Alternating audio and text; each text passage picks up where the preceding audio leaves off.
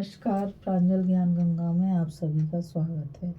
हम संक्षिप्त महाभारत का पाठ कर रहे हैं जिसमें कि कर्ण पर्व चल रहा है। कल हमने कथा में भगवान द्वारा अर्जुन की सर्प मुख बाण से रक्षा तथा अश्वसेन नाग का वध की कथा को पढ़ा था। आज हम कथा में अर्जुन के प्रहार से कर्ण की मूर्छा, पृथ्वी में धसे हुए पहिए को निकालते समय कर्ण का धर्म की दुहाई देना और भगवान द्वारा उसे फटकारने की कथा को पढ़ेंगे। संजय कहते हैं, महाराज, कर्ण ने हंसकर जो अपनी प्रसन्नता प्रकट की थी वह अर्जुन से नहीं सही गई। उन्होंने सैकड़ों बाण मारकर उसके मर्म स्थानों को पीद डाला, फिर काल दंड के समान 90 सहायकों से उसको घायल किया। इन प्रहारों के कारण कर्ण के शरीर में बहुत से घाव हो गए और उसे बड़ी वेदना होने लगी। उसके मस्तिष्क पर एक सुंदर मुकुट था जिसमें उत्तम उत्तम मणि, हीरे और सुवर्ण जड़े हुए थे। कानों में सुंदर कुंडल शोभा पा रहे थे। अर्जुन के बाणों की चोट खाकर कर्ण का वह मुकुट कुंडलों के साथ ही जमीन पर जा पड़ा। उसने जो कवच पहन रखा था वह भी बड़ा कीमती और चमकीला था। उस कवच को कारीगरों ने बहुत दिनों में बनाया था, परंतु अर्जुन ने एक ही क्षण में बाण मारकर उसके टुकड़े टुकड़े कर डाले। इसके बाद तेज किए हुए 4 बाण मारकर उन्होंने उसे और भी घायल कर दिया। जैसे बात, पित्त और कफ के प्रकोप से होने वाले सन्निपात ज्वर में रोगी को विशेष व्यथा होती है, वैसे ही शत्रु का बारंबार प्रहार होने से कर्ण को बड़ी पीड़ा हुई। अर्जुन में कार्य कुशलता, उद्योग और बल सभी कुछ था। इनके सहारे वे अपने धनुष से तेज किए हुए बाणों की वर्षा करके कर्ण के मर्म स्थानों को छेदने लगे। फिर उन्होंने उसकी छाती में यमदंड के समान 9 बाण मारे। इस प्रकार चोट पर चोट खाकर कर्ण अत्यंत आहत हो गया। उसकी मुट्ठी खुल गई, धनुष और तरकस गिर पड़े और वह रथ पर ही गिर कर बेहोश हो गया। अर्जुन श्रेष्ठ थे और श्रेष्ठ पुरुषों के व्रत का पालन करते थे। उन्होंने जब कर्ण को संकट में पड़ा देखा तो उस समय उसे मारने का विचार छोड़ दिया। यह देख भगवान श्री कृष्ण सहसा बोल उठे, पांडुनंदन, ये लापरवाही कैसी? बुद्धिमान पुरुष संकट में पड़े हुए शत्रु को मारकर धर्म और यश प्राप्त करते हैं। तुम भी इसका नाश करने के लिए शीघ्रता करो। यदि यह पहले ही के समान शक्तिशाली हो जाएगा तो फिर तुम पर आक्रमण करेगा। तब अर्जुन ने, बहुत अच्छा भगवान, ऐसा ही करूँगा, यूँ कहकर श्री कृष्ण का सम्मान किया और शीघ्र ही उत्तम बाणों से कर्ण को बीधना आरंभ किया। उन्होंने वत्स दंत नाम वाले सहायकों से कर्ण को उसके रथ और घोड़ों सहित ढक दिया और पूरी शक्ति लगाकर चारों दिशाओं को बाणों से आच्छादित कर दिया। तदंतर कर्ण को जब चेत हुआ तो उसने धैर्य धारण करके अर्जुन को 10 और श्री कृष्ण को 6 बाणों से बीध डाला। अब अर्जुन ने कर्ण पर एक भयंकर बाण छोड़ने का विचार किया। इधर इसके वध का समय भी आ पहुंचा था। उस समय काल ने अदृश्य रहकर कर्ण को ब्राह्मण के कोप बस दिए हुए साप की याद दिला दी और उसके वध की सूचना देते हुए कहा, अब पृथ्वी तुम्हारे पहिए को निगलना ही चाहती है। इसी समय परशुराम जी के द्वारा मिले हुए ब्रह्मास्त्र की याद उसके मन से जाती रही। उधर पृथ्वी ब्राह्मण के शाप के अनुसार उसके बाएं पहिए को निकलने लगी। रथ डगमग हुआ और एक पहिया जमीन में धंस गया। इस प्रकार जब पहिया धंसा, परशुराम जी का दिया हुआ अस्त्र भूल गया और घोर सर्प मुख बाण भी कट गया। तब कर्ण बहुत घबराया। वह एक साथ इतने संकटों को न सह सकने के कारण विषाद में डूब गया और हाथ हिला हिलाकर धर्म की निंदा करने लगा। धर्मवेत्ता लोग सदा कहा करते हैं कि धर्म अवश्य मनुष्य की रक्षा करता है।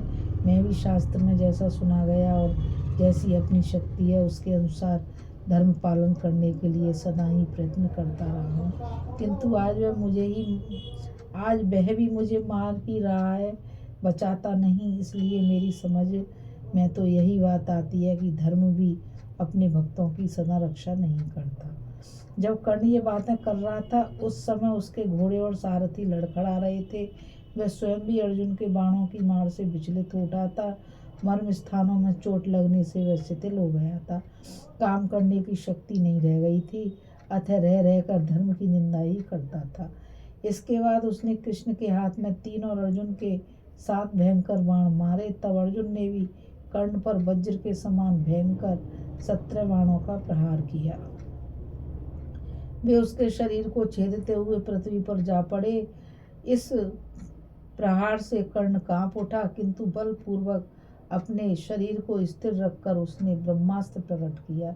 यह देख अर्जुन ने भी अपने बाणों को अभिमंत्रित करके कर्ण पर उनकी वर्षा आरंभ कर दी, किंतु महारथी कर्ण ने सामने आते ही अर्जुन के बाणों को नष्ट कर डाला।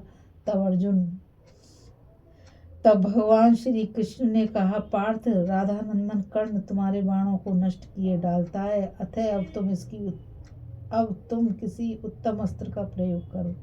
यह सुनकर अर्जुन सावधान हो गए। उन्होंने मंत्र पढ़कर अपने धनुष पर ब्रह्मास्त्र को चढ़ाया और बाणों से समस्त दिशाओं को आच्छादित करके कर्ण को मारना आरंभ किया। तब कर्ण ने तेज किए हुए बाणों से उनके धनुष की डोरी काट दी। अर्जुन ने दूसरी डोरी चढ़ाई, किंतु कर्ण ने उसे भी काट दिया। इस प्रकार तीसरी, चौथी, 5वीं, 6ठी, 7वीं, 8वीं, 9वीं, 10वीं, 11वीं बार चढ़ाई हुई डोरी को भी उसने काट दिया, परंतु अर्जुन के पास 100 डोरियां मौजूद थीं। इस बात को कर्ण नहीं जानता था। उन्होंने फिर नई डोरी चढ़ाई और उसे अभिमंत्रित करके कर्ण पर बाणों की झड़ी लगा दी। उस समय कर्ण अपने अस्त्रों से अर्जुन के अस्त्रों को काटकर पुनः उन्हें बीध डालना चाहता था। इस प्रकार उसने अर्जुन की अपेक्षा बढ़कर पराक्रम दिखाया। इधर श्री कृष्ण ने जब अर्जुन को कर्ण के बाणों से पीड़ित देखा तो कहा, अर्जुन, अस्त्र उठाओ और निकट से प्रहार करो। तब उन्होंने मंत्र पढ़कर रुद्रास्त्र को धनुष पर चढ़ाया और उसे कर्ण पर छोड़ने का विचार किया। इतने में कर्ण के रथ का पहिया पृथ्वी में अधिक धंस गया। यह देख वह तुरंत रथ से उतर पड़ा और दोनों भुजाओं से पहिए को पकड़कर ऊपर उठाने का उद्योग करने लगा।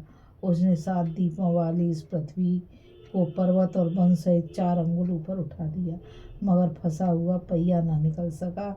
उसकी आंखों में आंसू बहने लगे और वह अर्जुन की एक ओर देखकर बोला,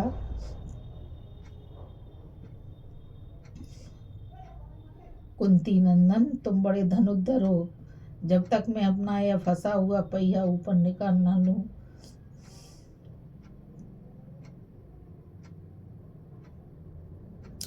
तब तक क्षण भर के लिए ठहर जाओ। तुम्हें नीच पुरुषों के मार्ग पर नहीं चलना चाहिए। तुम्हारे लिए तो श्रेष्ठ आचरण ही उचित है। जिसके सिर के बाल बिखर गए हों, जो पीठ दिखाकर भागा जाता हो, ब्राह्मण हो, हाथ जोड़ रहा हो, शरण में आया हो, प्राण रक्षा के लिए प्रार्थना कर रहा हो, जिसने अपने हथियार रख दिए हों, जिसके पास बाण ना हो, जिसका कवच कट गया हो, अस्त्र शस्त्र गिर गए हों या टूट गए हों, ऐसे योद्धा पर उत्तम व्रत का आचरण करने वाले शूरवीर शस्त्र नहीं चलाते। अर्जुन, तुम भी संसार के बहुत बड़े वीर और सदाचारी हो, युद्ध धर्म को जानते हो। तुमने उपनिषदों के गहन ज्ञान में डुबकी लगाई है।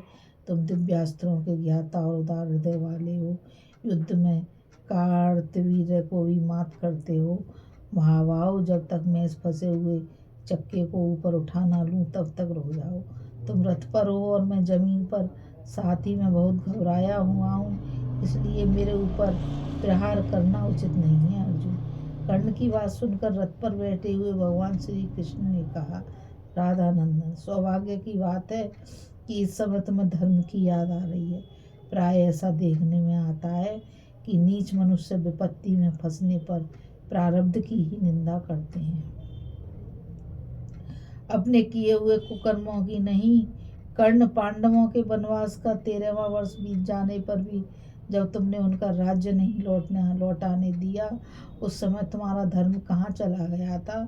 तुम्हारी ही सलाह लेकर जब राजा दुर्योधन ने भीमसेन को जहर मिलाया था और भोजन कराया था, उस समय तुम्हारा जहर कहाँ गया था और उन्हें सांपों से डसवाया था। उस समय तुम्हारा धर्म कहाँ गया था। कर्ण, वारणावत नगर में लाक्षा भवन के भीतर सोए हुए पांडवों को जलाने का जब तुमने प्रबंध किया, उस समय तुम्हारा धर्म कहाँ था? भरी सभा के अंदर दुशासन के वश में पड़ी हुई रजस्वला द्रौपदी को लक्ष्य करके जब तुमने उपवास किया, उस समय तुम्हारा धर्म कहाँ चला गया था? याद है ना, तुमने द्रौपदी से क्या कहा था? कृष्ण, पांडव नष्ट हो गए, सदा के लिए नरक में पड़ गए, अब तू किसी दूसरे पति का वरण कर ले। यह कहकर जब तुम उसकी ओर आंखें फाड़ फाड़ कर देखने लगे थे, उस समय तुम्हारा धर्म कहाँ गया था कर्ण? फिर राज्य के लोभ से तुमने शकुनी की सलाह लेकर जब पांडवों को दोबारा जुए के लिए बुलाया, उस समय तुम्हारा धर्म कहाँ गया था कर्ण? अभिमन्यु बालक था और अकेला भी, तो अभी तुम अनेक महारथियों ने जब चारों ओर से घेर कर उसे मार डाला था, उस समय तुम्हारा धर्म कहाँ गया था? यदि उस समय धर्म नहीं था तो आज भी धर्म की दुहाई देकर अधिक बकवास करने की क्या जरूरत है? इस समय या कितने ही धर्म क्यों ना कर डालो, अब जीते जी तुम्हारा छुटकारा नहीं हो सकता। पुष्कर ने राजा नल को जुए में जीत लिया था, किंतु उन्होंने अपने ही पराक्रम से उन्हें अपना राज्य भी पाया और यश भी।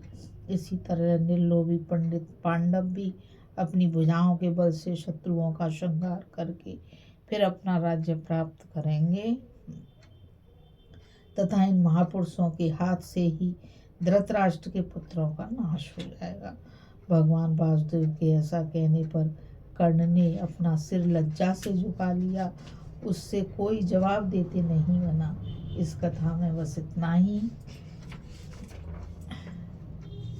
कल फिर मिलेंगे एक नई कथा के साथ। अभी हम कथा में अर्जुन के प्रहार से कर्ण की मूर्छा, पृथ्वी में धसे हुए पहिए को निकालते समय कर्ण की दुहाई देना और भगवान का उसे फटकारने की कथा को पढ़ रहे थे। आगे अब हम कथा में कर्ण का वध, शल्य का दुर्योधन को सांत्वना देना की कथा को पढ़ेंगे। मुझ गीता रावत को आज्ञा दीजिए, कल फिर मिलेंगे एक नई कथा के साथ। और मैं आप सभी से यही कहना चाहूँगी, इस चैनल को ज़्यादा से ज़्यादा लाइक, शेयर और सब्सक्राइब कीजिए ताकि यह अद्भुत ज्ञान अधिक से अधिक लोगों तक पहुंच सके, क्योंकि आप सभी के सहयोग से ही ये कथा आगे बढ़ेगी। और यदि मुझ पर कोई इस कथा को पढ़ने में त्रुटि हो जाती है तो उसको कमेंट के द्वारा बताइए, जिससे मैं उसमें सुधार कर सकूं। कल फिर मिलेंगे। राधे राधे, जय श्री कृष्णा, नमस्कार।